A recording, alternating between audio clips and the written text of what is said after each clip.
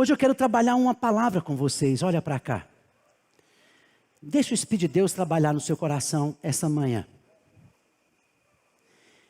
Eu tenho algumas perguntas para fazer, para que você possa responder para você mesmo.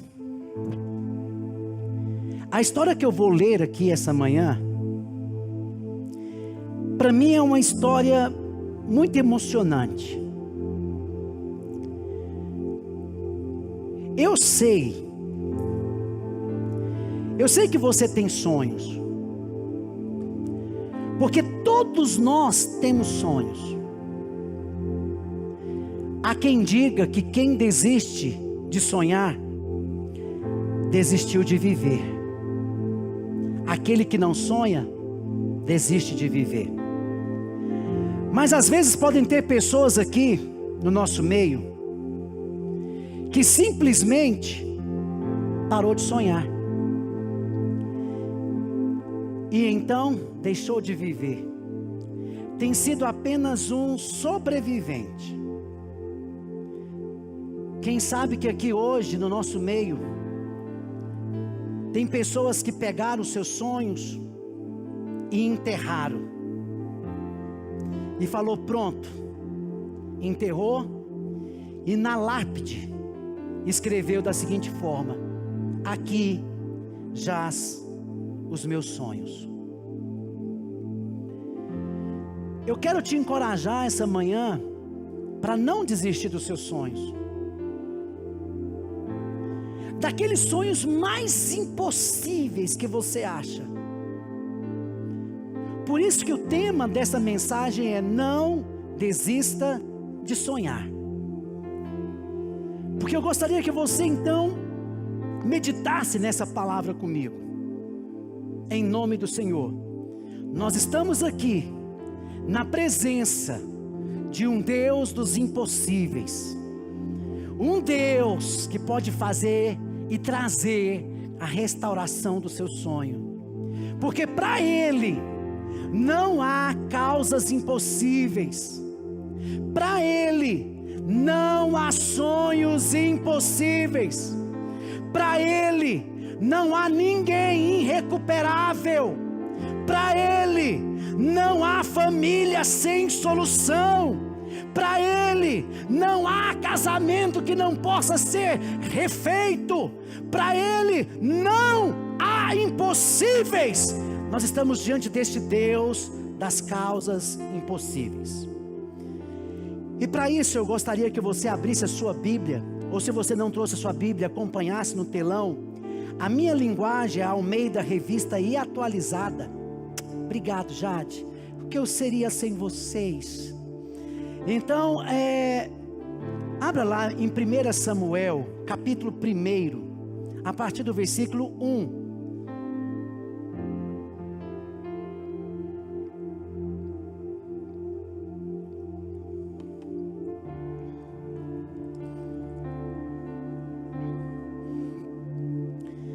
Quem não trouxe, acompanha no telão. Eu vou estar lendo com vocês.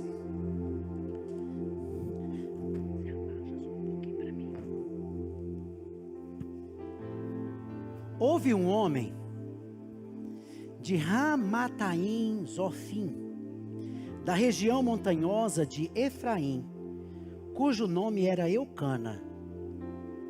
Eucana era homem, tá? Filho de Jeroão, filho de Eliú, filho de Tou, filho de Zufi, Efraimita. Tinha ele duas mulheres. Uma se chamava Ana e outra Penina. Penina tinha filhos. Ana, porém, não os tinha. Este homem subia da sua cidade de ano em ano para adorar e a sacrificar ao Senhor dos Exércitos em Siló. Estavam ali os dois filhos de Eli, Ofni e Finéias, como sacerdotes do Senhor. No dia em que Eucana oferecia o seu sacrifício, dava ele porções deste a Penina, sua mulher. e a todos os filhos e filhas. A Ana, porém, dava porção dupla, porque ele a amava. Ainda mesmo que o Senhor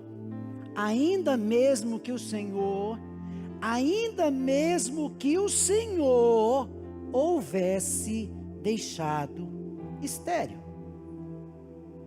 A sua rival a provocava excessivamente para a irritar, porquanto o Senhor lhe havia o quê? Cerrado a madre. E assim o fazia ele de ano em ano. Todas as vezes que Ana subia à casa do Senhor, a outra a irritava, pelo que chorava e não comia. Então Eucana, seu marido, lhe disse: Ana, por que choras? E por que não comes? E por que estás de coração triste? Não te sou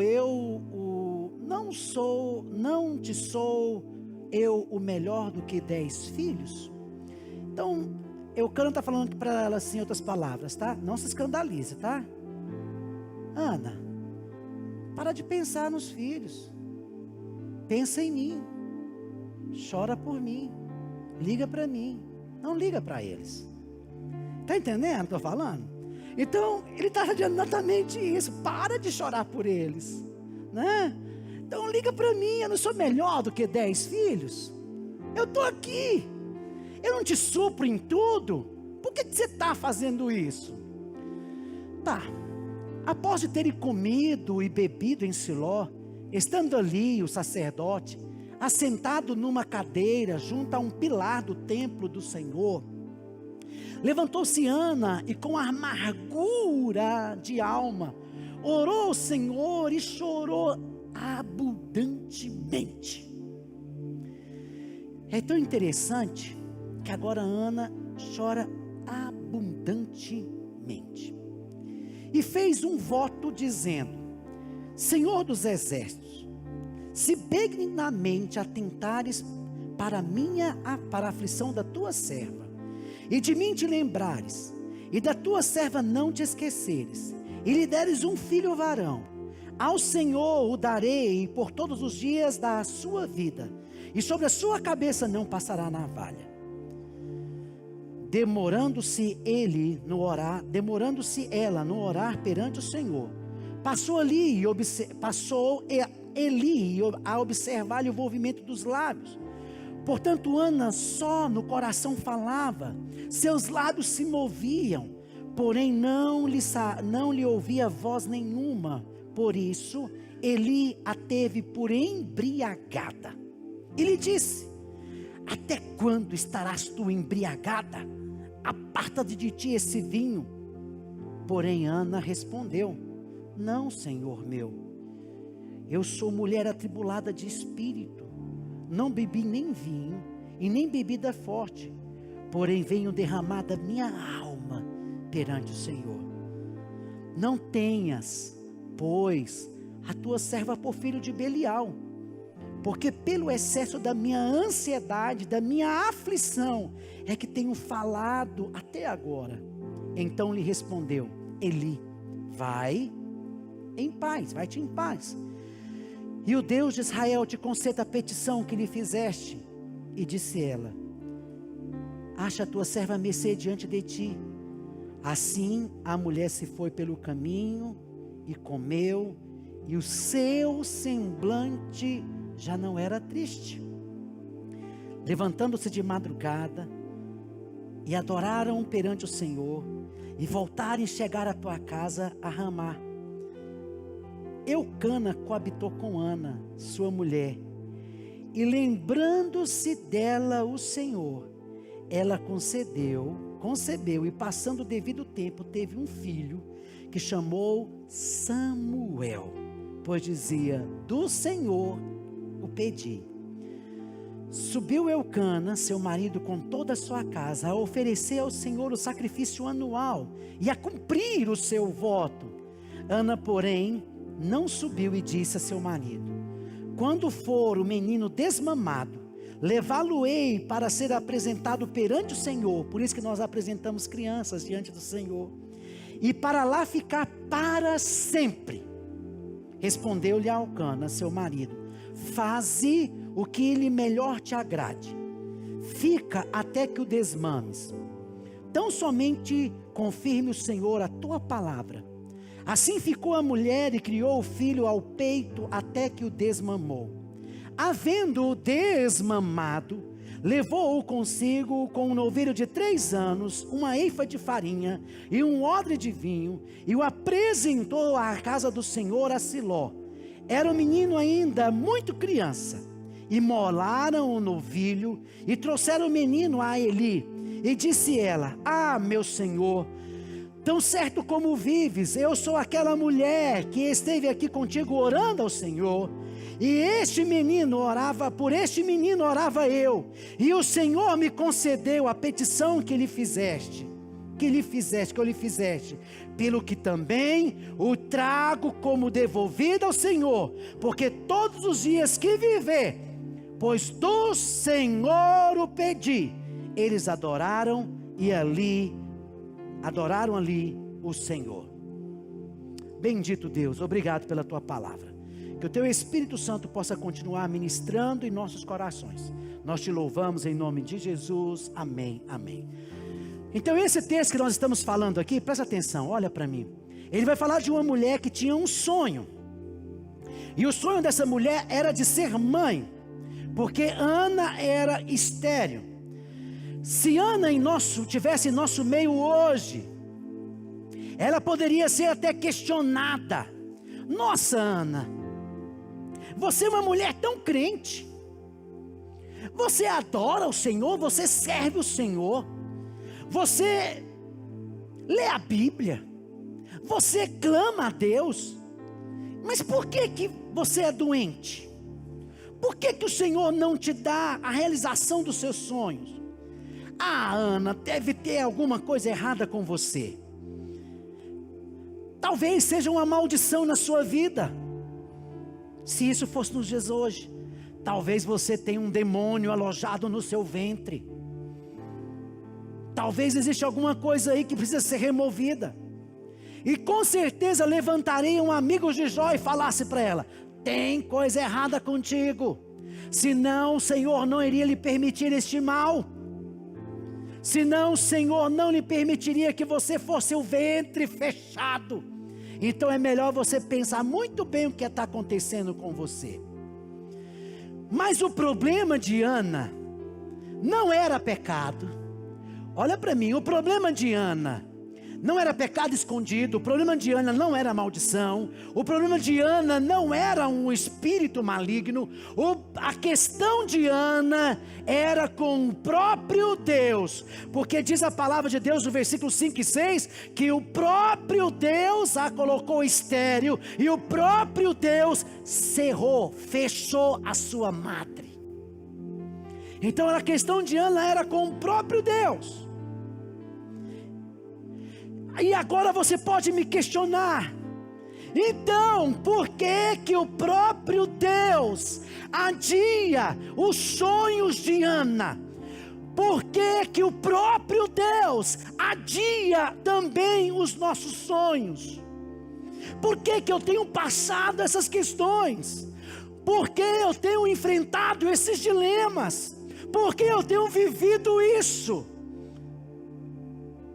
E a primeira questão é: Deus adia nossos sonhos para nos ensinar a verdade gloriosa, que o Deus das bênçãos é melhor do que a bênção. Você está entendendo o que eu estou falando? Deus adia os nossos sonhos para nós entendermos algo, que o Deus da bênção é melhor do que as suas bênçãos. A maior necessidade nossa não é das bênçãos de Deus. A maior necessidade nossa é do abençoador.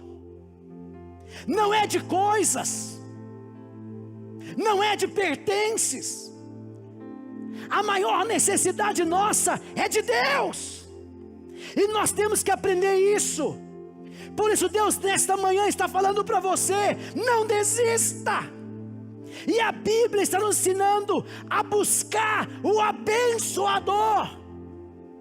Mesmo que os nossos sonhos tenham sido adiados. Então a nossa maior necessidade não são as coisas de Deus. Aprenda isso, é de Deus. Quando começamos a colocar, deixa Deus falar com você. Deixa o Espírito de Deus ministrar no seu coração. Quando começamos a colocar isso, ou começamos a colocar expectativa e coisas e pessoas no lugar do abençoador, Ele vai adiando as nossas bênçãos, para que nós venhamos aprender a isso. Por que o sonho de Ana foi adiado? E pelo seu sonho ser adiado, ela começa a buscar a Deus como nunca. Ela começa a clamar a Deus como nunca. Quando Deus permite uma prova em nossas vidas, não é para nos destruir. Ei, olha para cá. Deus não está permitindo isso na sua vida. Não é para te destruir. Não é para te abater. Não é para te humilhar. Deus está permitindo isso. É para criar músculo na sua alma. É para te fortalecer, é para te colocar de pé, é para te falar: ei, sou eu que cuido de ti, sou eu que te sustento, sou eu que te ajudo, sou eu que estou contigo. Então, quando Deus permite isso na sua vida, é para que nós venhamos entender que precisamos dele mais do que qualquer coisa nessa vida. Em segundo lugar, por que Deus adia os sonhos de Ana e adia também os nossos sonhos? Para mostrar algo para nós também. Que tudo que somos, que tudo que temos, que tudo que viermos a ser, vem dele. E tem que voltar para Ele.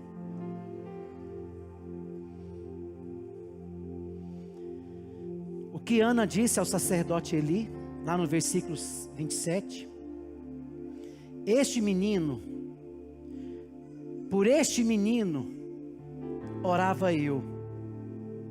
E o Senhor me concedeu a petição que lhe fizera.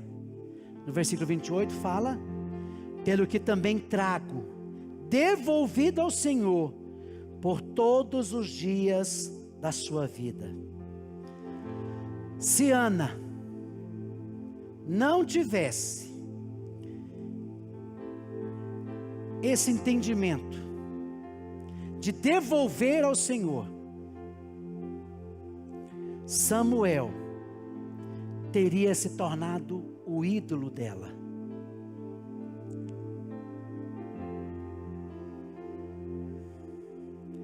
Samuel se tornaria o ídolo da sua vida.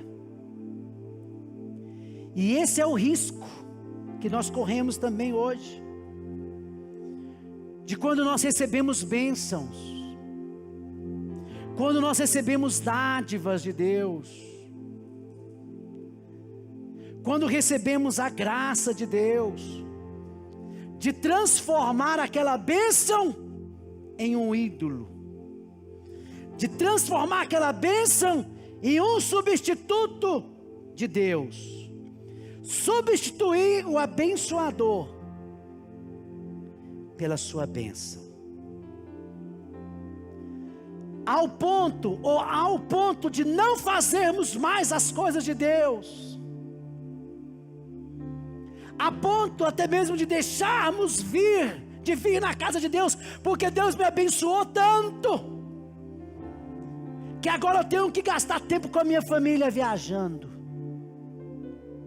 porque quando eu não tinha dinheiro, eu vinha para a igreja, eu vinha para o círculo de oração, eu vinha clamar, eu vinha buscar, mas agora Deus me abençoou tanto, que agora eu tenho que usufruir da bênção, e eu me esqueço agora do abençoador.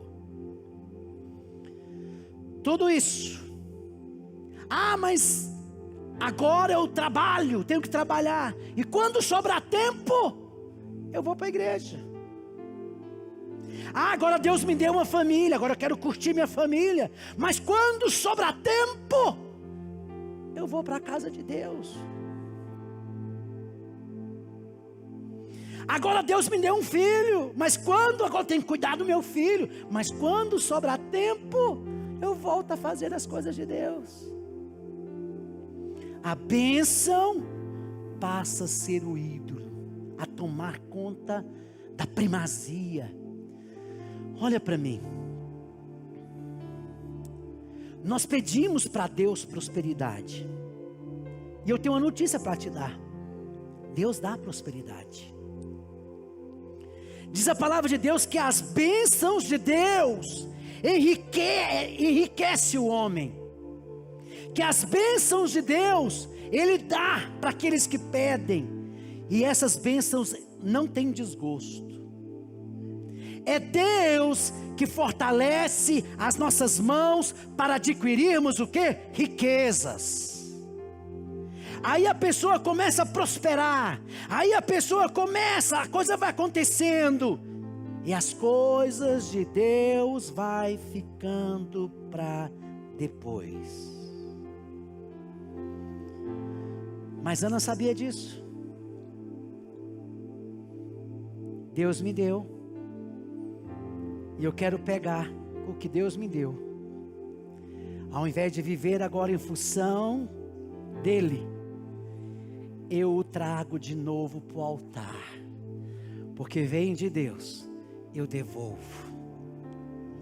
Eu quero para servir, a minha família eu quero para servir, a minha casa eu quero para servir, a minha prosperidade eu quero para servir, porque eu não quero só usufruir da bênção, mas eu quero também ter um relacionamento com o abençoador. Você está me entendendo? Em terceiro lugar, Deus adia os nossos sonhos para nos mostrar que os planos deles são maiores e melhores do que os nossos planos, que os sonhos de Deus são maiores, são melhores que os nossos sonhos. Eu te pergunto, qual era o sonho de Ana? De ser mãe. Esse era o sonho de Ana. Mas qual era o projeto? E qual foi o sonho de Deus para Ana? Que do seu ventre iria sair o maior profeta, o maior sacerdote, o maior juiz de Israel. Seria um homem que iria trazer a nação de Israel de volta à adoração ao Senhor. Para Ana, um simples filho, mas para Deus, maior, melhor. É assim os planos de Deus para as nossas vidas. Tem momentos que nós vamos ficar impacientes com Deus,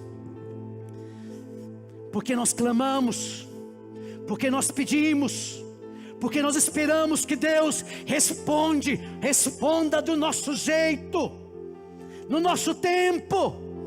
Tem que ser, há quanto tempo eu tenho esperado, há quanto tempo eu vou pedir, há quanto tempo eu tenho chorado, há quanto tempo, e nada tem acontecido. Só que a história nos mostra algo tremendo. Quando eu vou ler a Bíblia, aquilo salta, a Bíblia vai me lendo.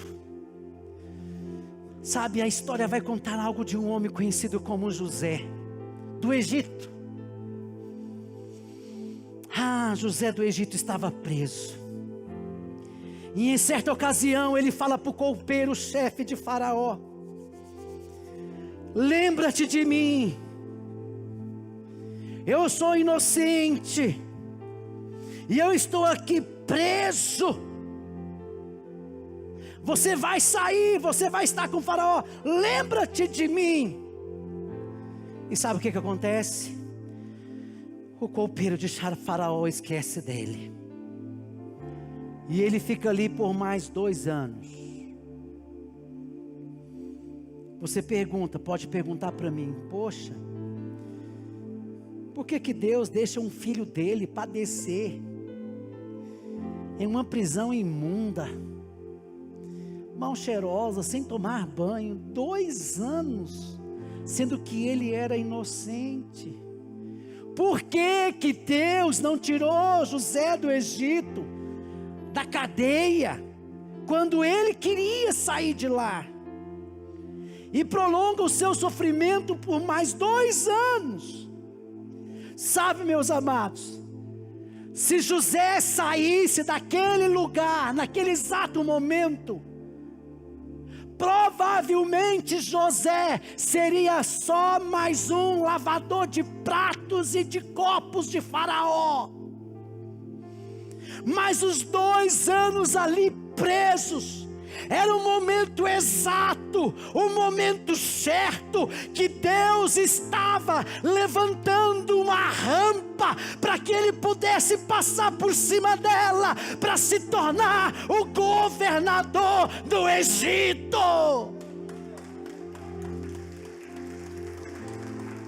Era aquele exatamente 2 anos necessários para Deus construir uma rampa, para que ele pudesse andar por cima e se tornasse a 2ª maior pessoa de todo o Egito. Tem paciência, Deus está construindo a sua história. Hoje você pode estar sentindo humilhado, mas Deus está construindo pontes. Não queima, não queime etapas, ande, está sendo pisado, ande, levanta a cabeça. Deus tem o melhor para mim, Deus tem o melhor para mim, Deus tem o melhor para mim.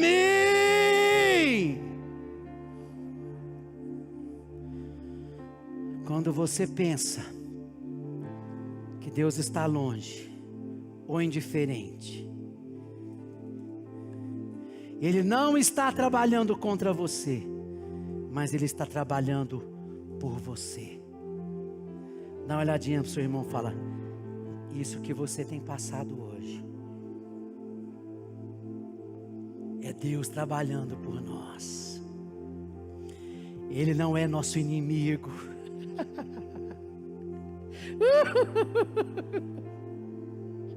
Ele trabalha.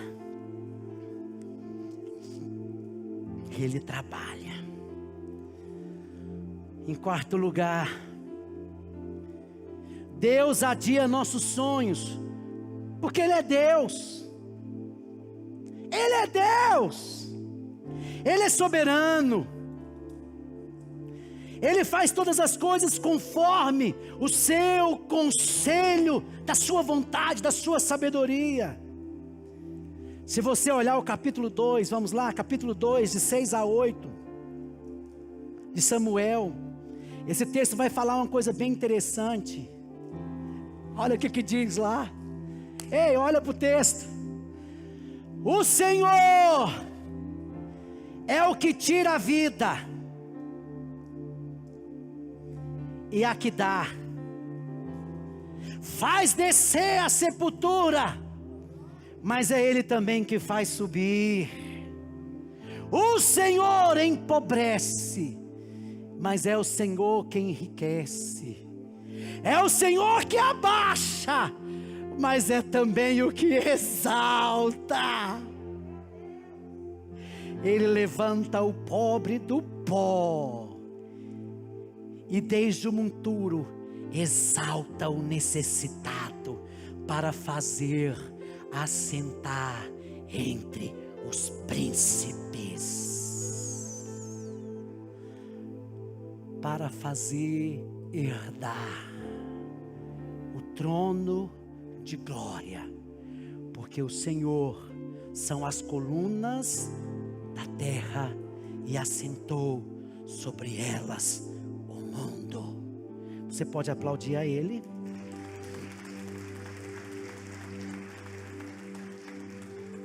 Sabe o que Deus quer falar para nós? Ei, eu não me curvo às suas agendas, porque eu sei o melhor para você.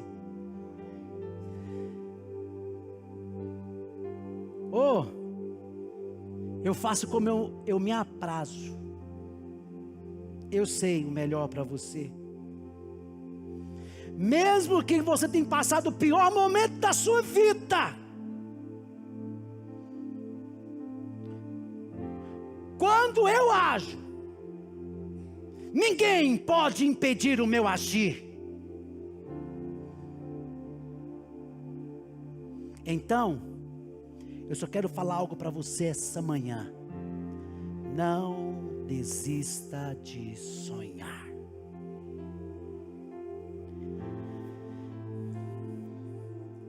Mas o que fazer quando os nossos sonhos parecem adiados?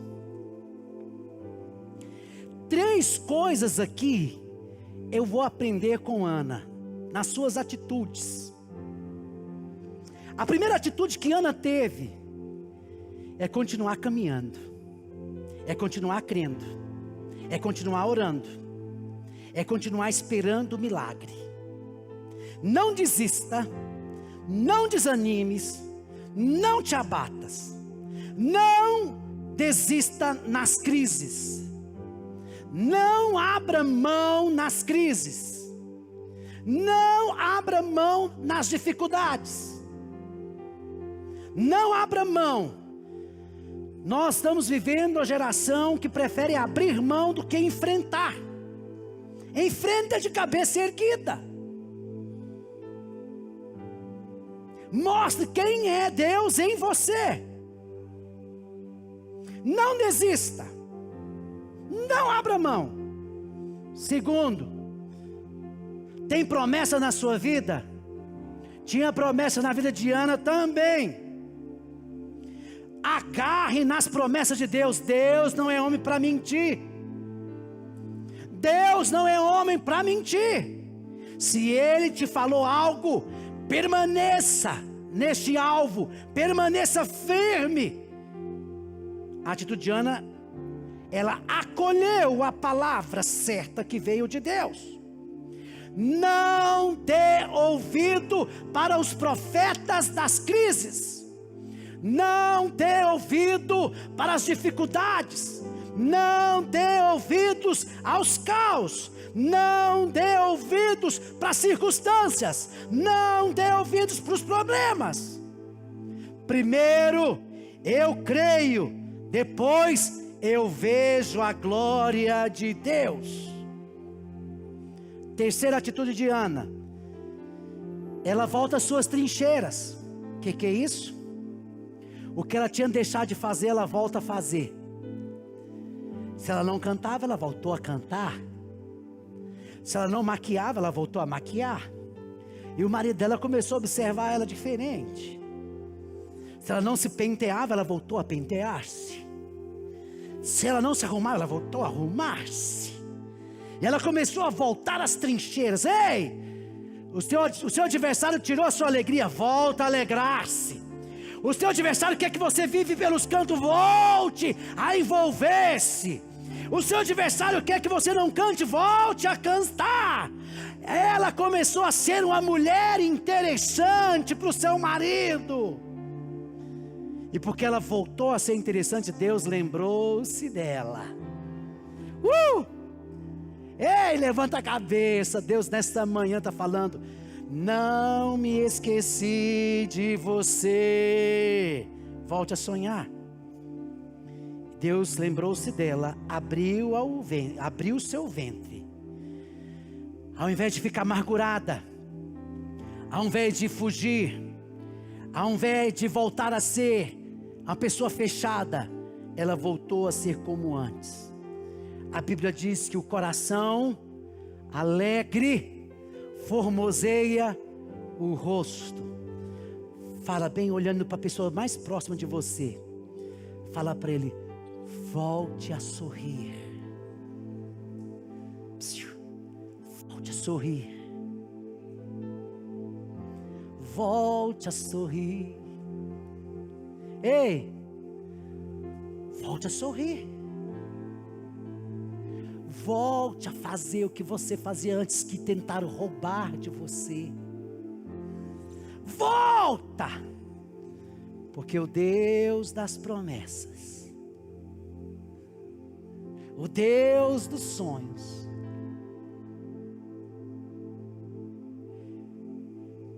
Ele está passando aqui. Ele está aqui.